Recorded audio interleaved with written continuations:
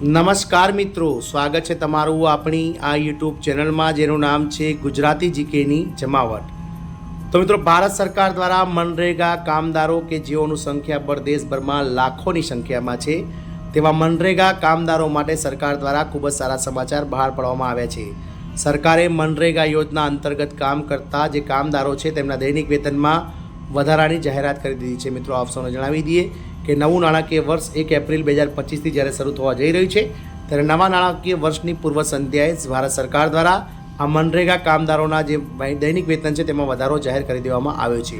તો આજના વિડીયોમાં વિગતવાર જાણીએ કે મિત્રો, દૈનિક વેતન મેળવતા આ જે મનરેગા કામદારો છે તેમના વેતનમાં સરકાર દ્વારા 1 એપ્રિલ 2025 પછી કેટલો વધારો જાહેર કરવામાં આવ્યો છે અને ક્યારથી મળશે આ વધારો, એરિયસ સરકાર દ્વારા શું ચૂકવવામાં આવશે કે નહીં, તમામ બાબતોને લઈ અને આજના વિડીયોમાં ચર્ચા કરીશું। તો વિડીયોના અંત સુધી આપ બન્યા રહો અને જો ચેનલમાં આપ નવા હોય તો અમારી ચેનલને તમે લાઇક, શેર, સબસ્ક્રાઇબ કરી બાજુમાં રહેલું બેલ આઇકોન દબાવીને ઓલ નોટિફિકેશન ઓન કરી લો, જેથી કરીને ચેનલ પર મૂકવામાં આવતા વિવિધ ભરતીઓના નોટિફિકેશન, વિવિધ ભરતીઓના પરિણામ, આવા મનરેગા કામદારોને લગતા, આંગણવાડી કર્મચારી, આશા વર્કર્સને લગતા ન્યૂઝ અમારા ચેનલના માધ્યમથી તમને સરળતાથી ઉપલબ્ધ થઈ જાય।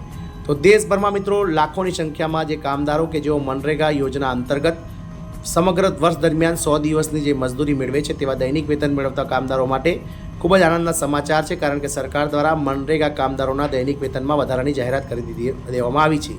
જાણીએ કે ક્યારથી અમલમાં આવશે આ વધારો। તો ભારત સરકારે મહાત્મા ગાંધી રાષ્ટ્રીય ગ્રામીણ રોજગાર ગેરંટી અધિનિયમ હેઠળ કામ કરતા કામદારોના દૈનિક વેતનમાં વધારાની જાહેરાત કરી છે। કેન્દ્ર સરકારે આ સંદર્ભમાં એક જાહેરનામું બહાર પાડ્યું છે અને કહ્યું છે કે આ વધારો 1 એપ્રિલ 2025થી અમલમાં આવશે, એટલે કે નવા નાણાકીય વર્ષની શરૂઆતની સાથે જ આ મનરેગા કામદારો કે જેઓનું સંખ્યાબળ દેશભરમાં લાખોની સંખ્યામાં છે તેવા મિત્રો 50 લાખ કરતાં વધારે જે મનરેગા કામદારો છે તેમના આ માનદ વેતનમાં જે છે તે સરકાર દ્વારા વધારો કરવામાં આવ્યો છે અને આ વધારો 1 એપ્રિલ 2025થી અમલમાં આવશે।